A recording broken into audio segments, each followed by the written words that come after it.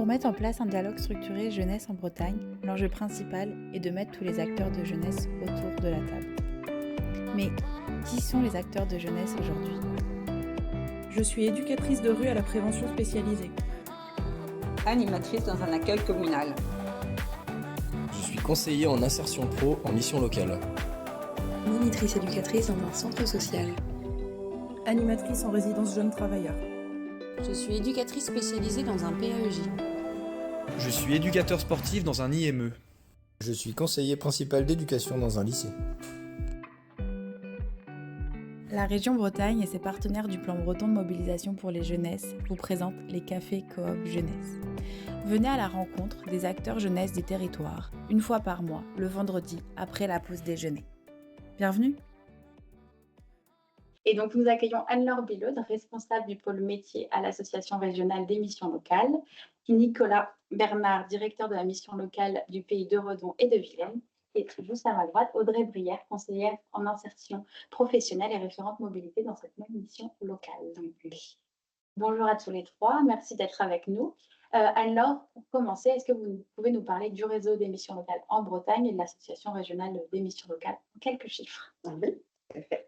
Peut-être avant de vous présenter l'association régionale, redonner peut-être quelques dates clés pour notre réseau. Donc, les premières missions locales ont été créées en 1982, suite à un rapport écrit par Bertrand Schwartz sur l'insertion professionnelle des jeunes, à l'époque avec un taux de chômage assez élevé et puis beaucoup d'emplois précaires. Pour la région de Bretagne, les premières missions locales qui ont été créées Rennes, Brest et Lorient en 1982.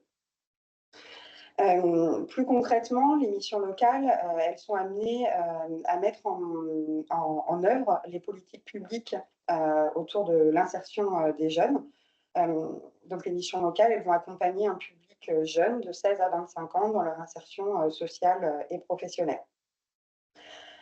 Donc, le réseau fait partie du service public de l'emploi qui a récemment été rénové dans le cadre de la loi pour le plein emploi. Et désormais, on parle de réseau pour l'emploi.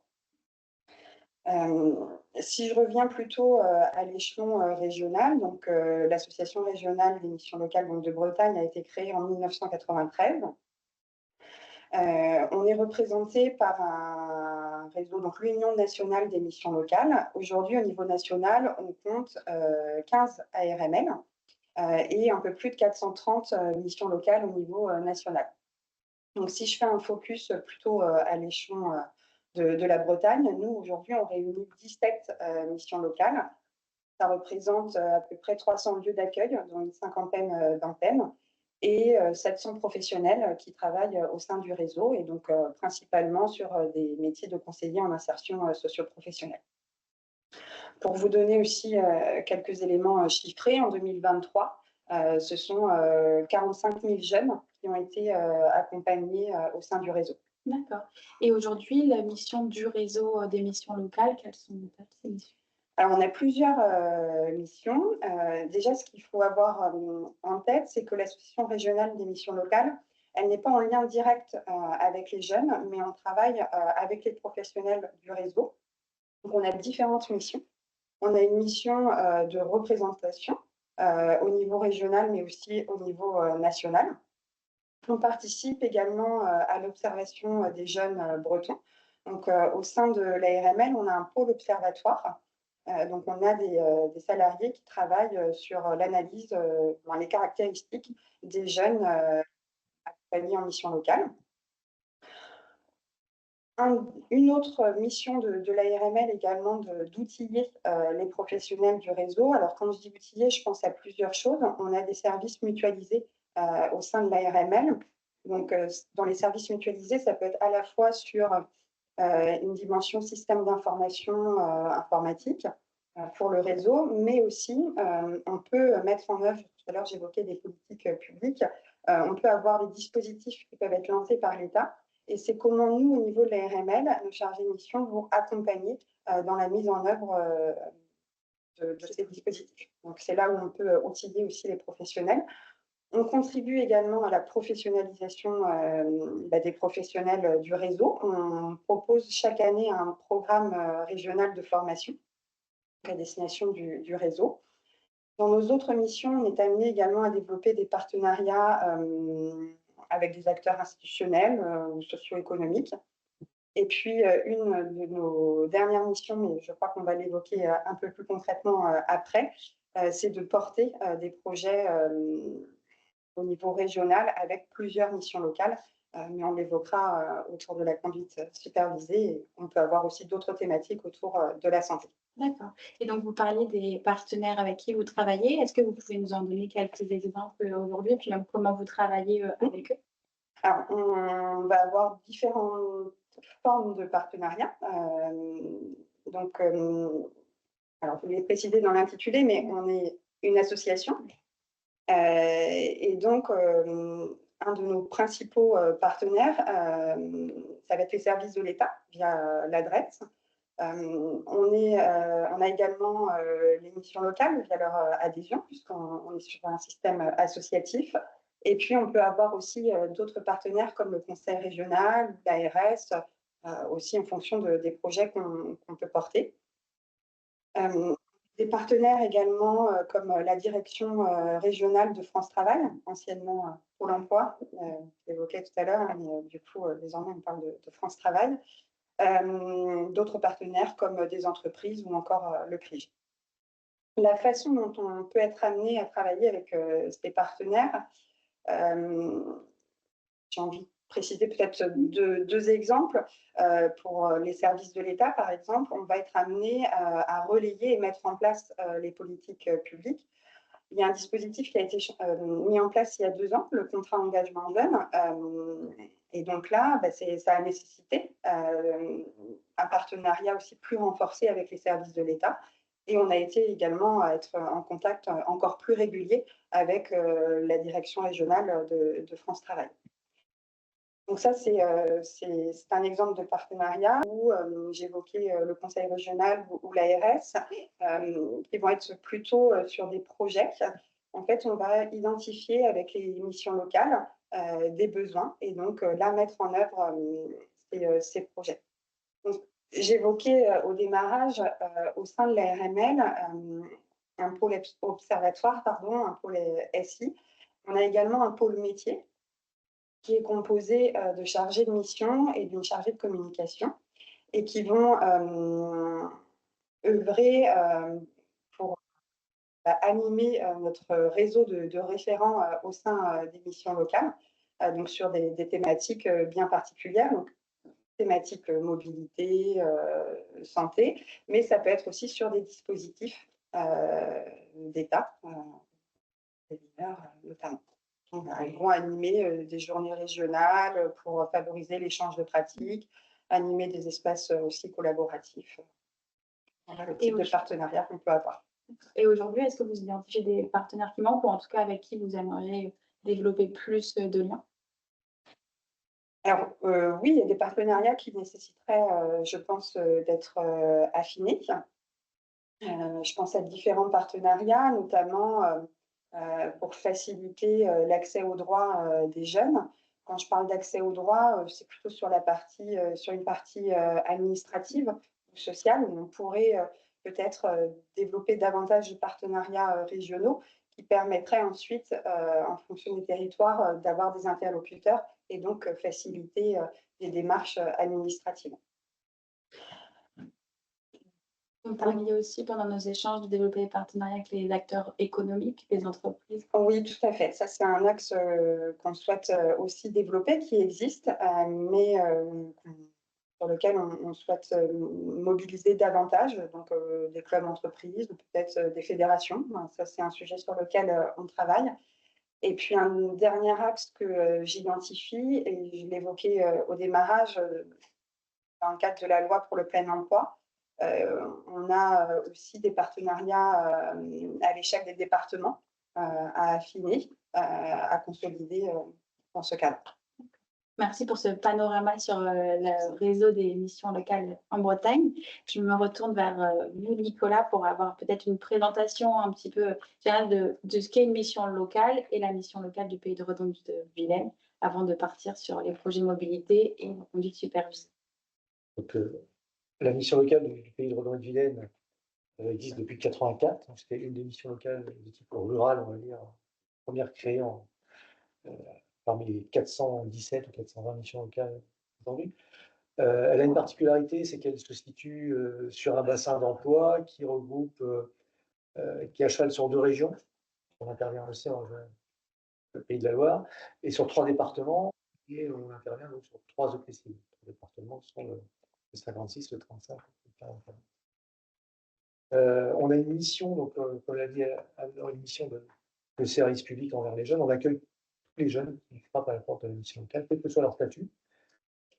La tranche d'âge, elle est de 16-25 ans, jusqu'à 29 ans pour les jeunes qui ont une reconnaissance de travailleurs handicapés. Alors, petite particularité, mais particularité pour certaines missions locales de la région, on porte aussi un PAEJ. Donc, Un point. un point accueille beaucoup de jeunes. Ils sont venus aussi. Ils sont bien passés. Donc, on accueille là, pour le coup, des jeunes qui peuvent avoir 12 ans, donc on va jusqu'à 12-25. Là, effectivement, on ne les accompagne pas nécessairement dans le cadre de la mission locale, c'est quelque chose qu'on porte à côté.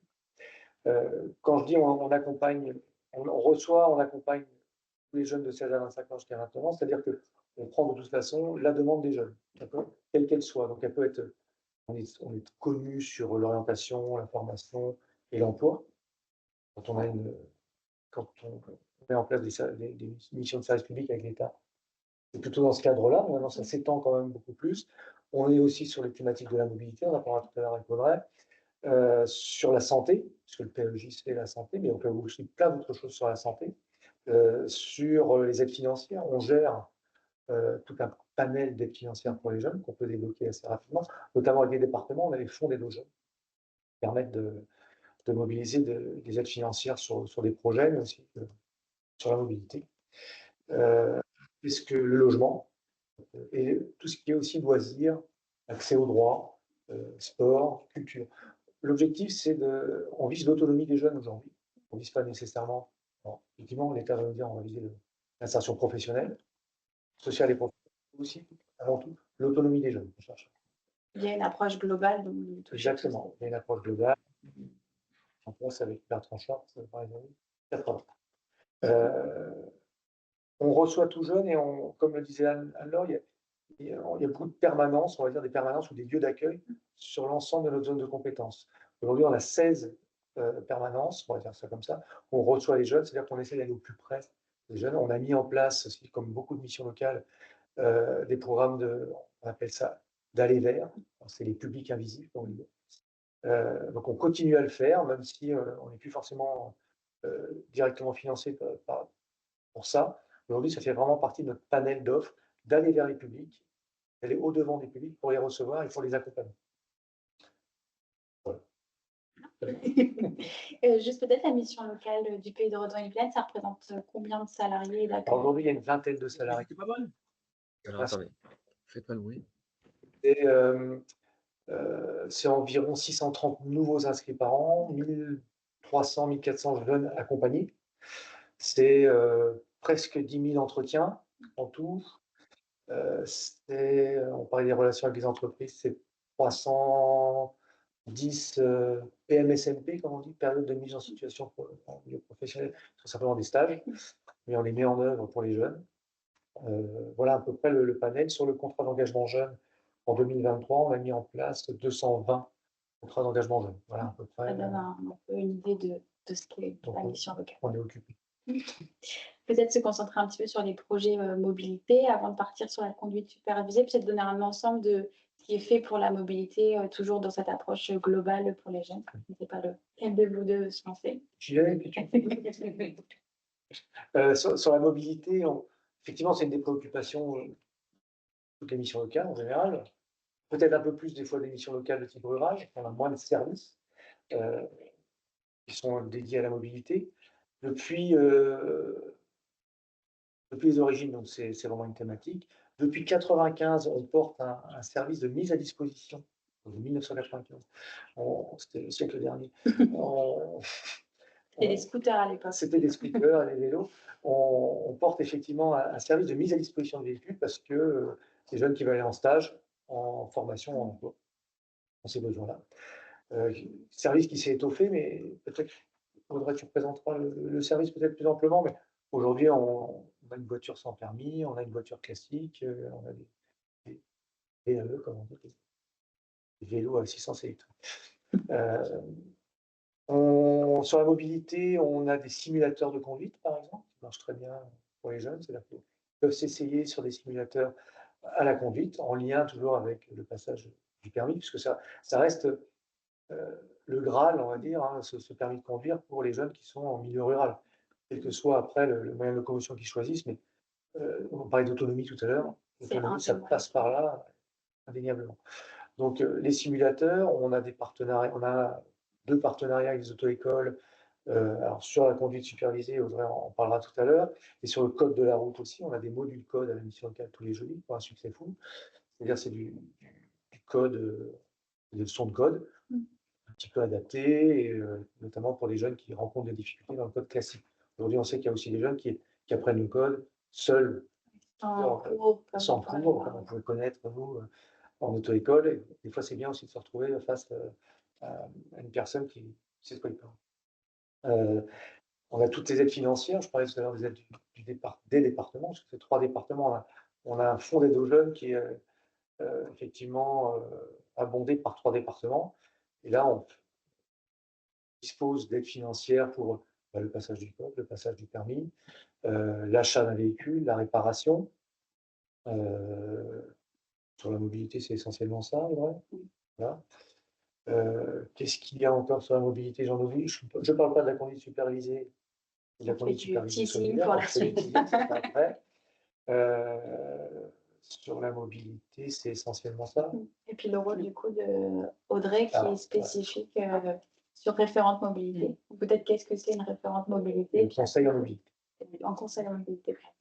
Et en fait, dans mon poste, j'ai 2 volets, si on peut dire comme ça. Je suis donc conseillère en insertion sociale et professionnelle, avec les jeunes que j'accompagne sur l'ensemble des thématiques dont on parlait tout à l'heure. Et à côté de ça, j'ai la référence de la mobilité.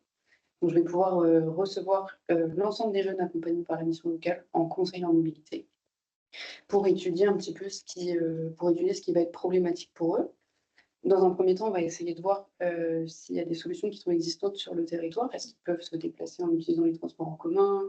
Est-ce qu'il y a certaines mobilités qui peuvent être mises en place par des ressources qui leur sont propres? Et on va aussi pouvoir mobiliser les dispositifs de la mission locale, donc voilà, comme dit tout à l'heure, la mise à disposition, ou des dispositifs comme la conduite supervisée, les conduites supervisées solidaires dont on va pouvoir parler. On peut en parler maintenant.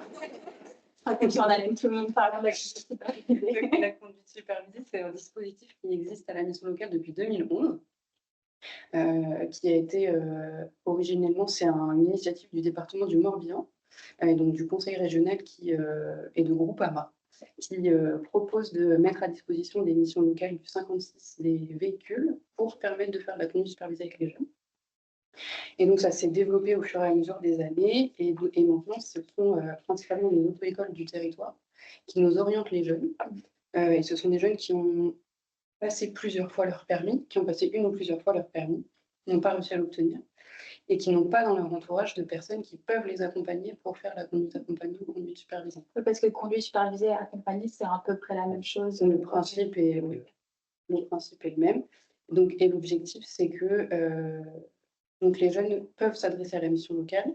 On va pouvoir mobiliser des bénévoles qui vont les accompagner donc, dans la conduite supervisée sur le long terme jusqu'à l'obtention du permis. Ou alors ça peut être de façon plus ponctuelle pour des jeunes qui auraient besoin de se rassurer à pratiquer sur la route, qui auraient eu leur permis il y a quelques années mais qui n'auraient pas conduit. Et donc il y a besoin d'être accompagnés quelques fois pour reprendre le volant. Okay.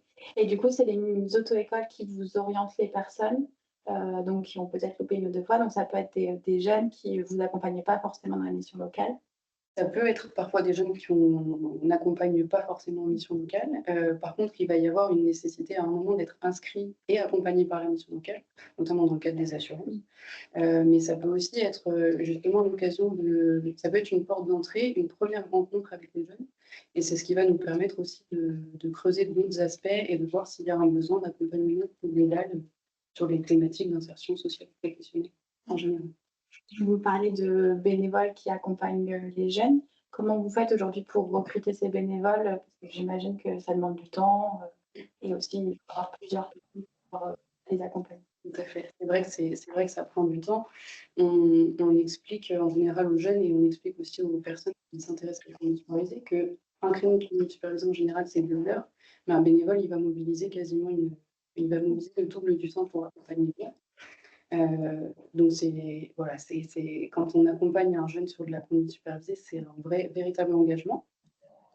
Et les bénévoles, on les recrute, on les connaît par plusieurs canaux, notamment le parrainage pour l'emploi. On met en place donc dans le cadre de l'insertion professionnelle du parrainage pour accompagner dans les recherches d'emploi, recherche de formation ou de stage. Et les parrains et marines bénévoles pour l'emploi peuvent aussi être amenés à faire de la conduite. Donc ça, c'est un premier moyen. On fait aussi des appels à candidature, à recrutement de bénévoles dans la presse locale, qui fonctionne aussi plutôt bien. C'est aussi un moyen pour les personnes qui vivent sur le territoire de connaître la conduite supervisée et de s'engager auprès de la mission locale. et connaître la mission locale en général. Et on fonctionne aussi beaucoup par le bouche à oreille. En ce moment, on a 12 parrains bénévoles qui accompagnent les jeunes et qui en parlent à leurs proches. Et donc, c'est comme ça aussi qu'on arrive à avoir de nouveaux bénévoles. Et ils n'utilisent pas leur voiture personnelle, c'est une voiture de la mission locale qui est... Oui, tout à fait. On a deux véhicules à la mission locale. On a un véhicule automatique, un véhicule manuel, pour que les jeunes puissent, dans tous les cas, accéder à la conduite supervisée. Et donc, ce sont les véhicules de la mission locale, pas de double pédale, ce sont des véhicules classiques. Ils ne peuvent pas appuyer sur le frein. Ils ne peuvent pas appuyer sur le frein. Et aujourd'hui, est-ce que vous avez quelques chiffres, quelques résultats à partager pour se rendre compte aussi combien de jeunes ça a pu toucher? Oui. Donc, en 2023, il y a eu 13 entrées sur le dispositif conduite supervisée. On a eu un petit peu plus de demandes, mais parfois elles ne vont pas aboutir parce que dans l'entourage, il y a des personnes. Donc, on a eu 13 entrées sur le dispositif, 7 permis obtenus en 2023. 3 conduites supervisées qui sont poursuivies en 2024. On a parfois des accompagnements plus longs. Et il y a quelques conduites supervisées qui ont été mises en pause parce qu'il y a des déménagements ou parce qu'il y a d'autres projets. Et qu'est-ce que ça permet pour les jeunes, notamment, de pouvoir faire cette conduite supervisée? Les jeunes nous disent assez régulièrement que ça leur permet de prendre confiance en eux, ça leur permet de sortir du cadre auto-école, accompagnement par un moniteur, examinateur. Donc ça leur permet de développer aussi une nouvelle relation et de gagner confiance en eux sur la route avant de repasser le pas. Donc on voit déjà quelques partenaires qui se dessinent, notamment l'auto-école. Est-ce qu'il a fallu travailler avec quel type de partenaire pour développer cette action? Je regarde tous les deux. Oui, on travaille beaucoup avec des partenaires locaux, donc avec les auto-écoles de notre territoire. On va travailler aussi avec les compagnies d'assurance, avec des entreprises locales, quelque chose auquel on ne pense pas forcément, mais les garages, parce qu'ils vont entretenir nos véhicules. Et puis après, sur la mobilité en règle générale, on va aussi travailler avec les réseaux d'émissions locales sur la mise en place de la conduite supervisée, par exemple, parce que c'est quelque chose qui est mis en place au niveau régional. Donc on travaille aussi en collaboration avec le réseau d'émissions locales pour tout ça. On va pouvoir travailler avec les départements sur tout ce qui va être aide financière aussi, dont on parlait tout à l'heure. Et avec une structure qui s'appelle, personnellement, on travaille avec une structure mobile qui forme au conseil en mobilité et puis qui nous outille aussi régulièrement pour accompagner au mieux la mobilité des jeunes. Merci beaucoup. On parlait donc de la conduite supervisée et on a un petit peu parlé de la conduite supervisée solidaire, qui est un projet qui est notamment réalisé à la mission locale du Pays de Rodon-et-Vilaine, mais aussi porté par l'association régionale des missions locales. Au niveau de la conduite supervisée, en effet, c'est un projet qui est portée régionalement pour plusieurs missions locales du territoire. C'est vrai que fin 2022, on a eu cette opportunité avec de pouvoir certaines missions locales développer ce projet et pour d'autres de le mettre en place avec un soutien aussi du conseil régional sur cet aspect-là. Et d'autres missions locales, mais là je laisserai la main à Nicolas, ont également souhaité développer la conduite supervisée solidaire. Mais là, qu'est-ce que c'est la conduite supervisée pouvoir développer La conduite supervisée solidaire, on est parti un peu du constat qu'on faisait rouler des véhicules à vide sur le territoire. C'était un peu ça, c'est de la conduite supervisée. Et les véhicules cheminent sur le territoire et donc on s'est dit pourquoi pas mettre en place la conduite supervisée solidaire. L'idée, oui, l'idée c'est on a parfois des jeunes qu'on accompagne qui habitent loin, donc dans les territoires ruraux, qui ont des rendez-vous à la mission locale, qui ont des rendez-vous médicaux, administratifs, qui n'ont pas forcément le moyen de transport pour s'y rendre. Et donc on peut mobiliser un binôme qui est en conduite supervisée, donc un parrain, un jeune, sur un créneau de conduite supervisée pour qu'ils aillent chercher ce jeune qui a un besoin et qui le dépose à son rendez-vous. Et donc voilà, on essaye de faire en sorte que les créneaux puissent fonctionner ensemble pour rendre service à tout le monde. Et l'expérimentation du coup a duré cette année. Comment aujourd'hui, avec vos premiers retours par rapport à cette expérimentation? On a commencé la conduite supervisée solidaire en 2023. On a commencé véritablement l'année dernière à la mission locale de Redon. On a eu plus de demandes que de conduite supervisée solidaire effective parce que c'est parfois difficile à mettre en place. Mais oui, il y a vraiment des besoins. Sur l'année 2023, on a eu 23 demandes et on a réussi à mettre en place une dizaine. D'accord. Et de manière générale, sur la conduite supervisée solidaire et la conduite supervisée, quel regard vous avez sur les enjeux à venir sur ces deux types de projets? Non, pas toi. On va le faire à deux. Chacun se fait la patate chaude. Non, un des enjeux, mais Audrey l'a aussi évoqué tout à l'heure, c'est de faire connaître ce dispositif et d'étoffer le réseau de parrains et marraines. Donc ça, c'est un des enjeux principaux et qu'on souhaite développer à travers différentes actions et notamment de communication à la fois au niveau régional, mais aussi au niveau des territoires. Donc, nous, au niveau ARML, on essaye d'apporter un appui sur cet aspect-là. Parce que du coup, pour en parler rapidement, donc d'autres missions locales portent des projets sur la mobilité. Oui. Peut-être vous voulez en dire un petit peu plus pour aussi donner, enfin, peut-être que toutes les personnes qui sont présentes là sont pas. Oui, en 2023, 9 missions locales avaient ce projet, porté le dispositif conduite supervisée, et puis en 2024 avec 2 autres missions locales qui souhaitent également mettre en place ce type de projet.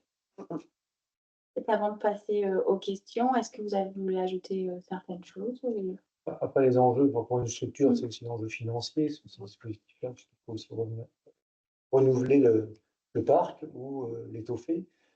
Aurèle le disait tout à l'heure, c'est les liens avec les garages aussi, les réparations. Alors, on n'a jamais eu de grosses réparations avec la tôle froissée, mais je veux dire, c'est inhérent au projet, mais ça peut être aussi c'est chronophage aussi, quand on met en place, que ce soit la conduite supervisée, la mise à disposition de véhicules, mettre un scooter à disposition d'une semaine, c'est une révision à terme avant de le remettre à disposition, s'il faut faire le tour du véhicule. Voilà, tout ça, ça demande des moyens quand même conséquents, du temps. Le temps, c'est ce que c'est. Donc, je l'ai pas dit, on est au conseil régional et je n'ai pas parlé d'un dispositif aussi mobilité qui est intéressant, c'est l'aide au permis pour les jeunes en formation. Ça c'est plutôt aussi intéressant d'avoir mis ça en place. Alors, c'est pas pour passer même au conseil régional, mais je trouve le dispositif intéressant. Voilà. On va peut-être prendre quelques questions. Je vais laisser du coup mes collègues vous donner les questions. Oui, on a une première question toute simple.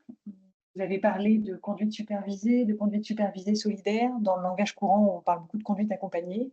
C'est quoi la différence? Je vous laisse répondre la première question. Il n'y a pas tant de... Non, il n'y a pas de différence entre conduite accompagnée et conduite supervisée. On va dire la conduite accompagnée est dans la sphère plutôt relationnelle de la personne. Et nous, c'était pour se démarquer aussi. Pour permettre à des jeunes qui n'ont pas forcément les proches qui peuvent les accompagner de trouver quelqu'un. On avait une question également sur les partenariats avec les auto-écoles. En fait, est-ce que ce sont des partenariats assez informels en fonction des besoins et des